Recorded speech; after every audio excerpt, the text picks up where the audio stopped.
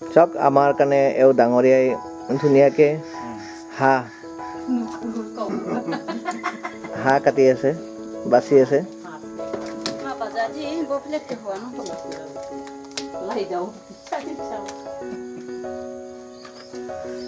আপোনাৰ নামটা কি? আপোনাৰ নামটা কি? উমা প্ৰসাদ না? বৰ্মন। উমা প্ৰসাদ বৰ্মন ডাঙৰীয়া আমাৰ কাৰণে কিমান ধুনীয়াকৈ প্ৰিপেয়াৰ কৰি আছে চাওক হাঁহ। এওঁলোকে ধুনীয়াকৈ নিজে পৰিছে, নিজে বাচিছে, ঘৰৰে হাঁহ কিমান ধুনীয়া কৰি চাওক।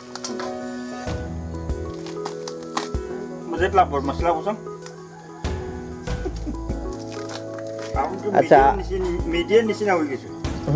মিডিয়াই এইটো মিডিয়াই এইটাতো ইউটিউবে যাব, ইউটিউবে যাব পুৰা পুৰা পৃথিৱী না, পুৰা পৃথিৱী আপোনাক দেখা পাব।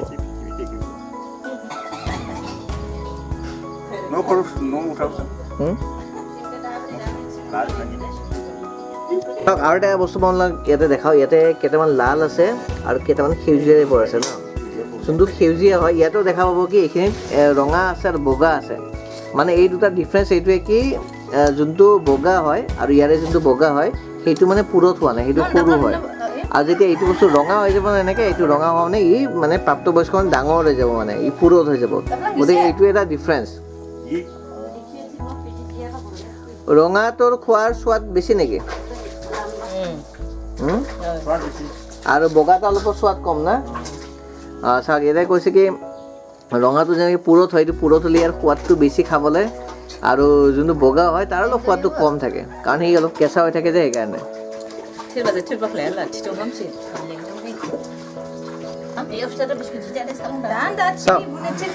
এইটো যে হয় এইটোৱে হ'ল মুগা। আপোনালোকে যে মুগাৰ কাপোৰ যে দেখা পায়, মুগাৰ কাপোৰ পিন্ধে, বহুত দাম মুগাৰ কাপোৰ নহয় জানো? গতিকে এইটো দিয়ে মুগাৰ কাপোৰ বনা যায়। এইটো চাওক, এইটো দিয়ে মুগাৰ কাপোৰ বনে, দেখিছেনে? আৰু মুগাৰ কাপোৰটো কিমান দাম দেখা পাইছে আপোনালোকে। আৰু আজি দেখা পালে কি মুগাৰ কাপোৰ যে বনে তাৰ আচল বস্তুটোৱে হ'ল এইটো। এই বস্তুটো নহ'লে মুগা বনিবই নোৱাৰে। এইটোৰ পৰাই মুগা বনে, মুগাৰ পৰা সূতা বনে, সূতাৰ পৰা কাপোৰ বনে। চাওক আমি যদি পিছত পাৰোঁ আপোনালোকক ফেক্টৰীটো দেখাবলৈ চেষ্টা কৰিম। ইয়াতে ফেক্টৰী আছে মুগাৰ পৰা, এনেকুৱা ধৰণৰ মুগাৰ খোলাৰ পৰা কেনেকৈ ৰছীটো বাহিৰ কৰে, তাৰ পৰা কাপোৰ বাহিৰ কৰা ফেক্টৰী আছে। সেইটো আমি দেখাম বাৰু কেতিয়াবা সময় যদি পাওঁ। এতিয়া বৰ্তমান আপোনালোকে এইটো চাওক। এটা বস্তু আপোনালোকক দেখাম বন্ধুসকল, এইটো চাওক কি আছে।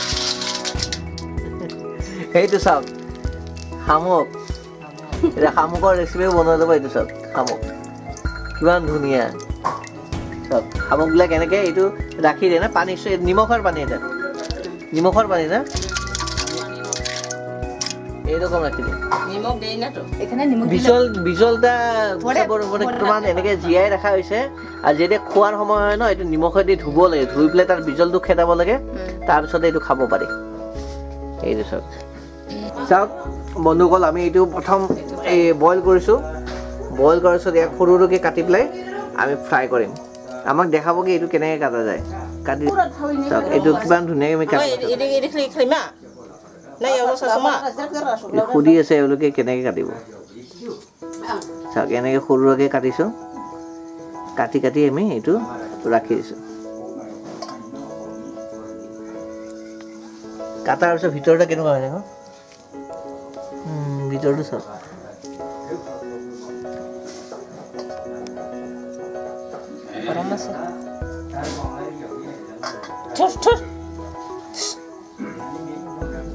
ভিতৰত এনেকুৱা হয়।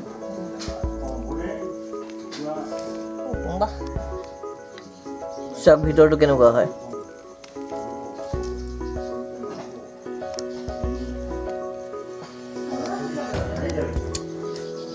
চাওক বন্ধুসকল, এইলোকে কিমান ধুনীয়াকৈ এই প্ৰিপেৰেশ্যন কৰিছে।